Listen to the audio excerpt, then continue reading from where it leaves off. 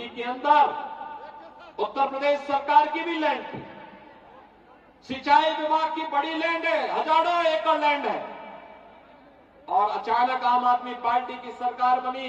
इनका ओखला का विधायक वहां पर कुछ लोगों को जबरन वहां पे कब्जा कराने लग गया। बांग्लादेशी घुसपैठिए थे। हमने एक दो बार अनुरोध किया कि भाई ये कब्जा मत कराओ, लेकिन जब ये लोग नहीं माने, अंततः मुझे उत्तर प्रदेश से पीएसी फोर्स भेजनी पड़ी और बुलडोजर भी भेजना पड़ा।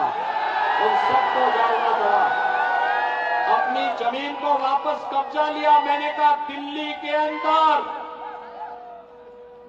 के अंदर विकास के लिए जमीन चाहिए, उत्तर प्रदेश सरकार देगी, लेकिन बांग्लादेशी घुसपैठियों के लिए और वक्फ माफिया के नाम पर कब्जा करने के लिए 1 इंच जमीन नहीं देने वाले हैं।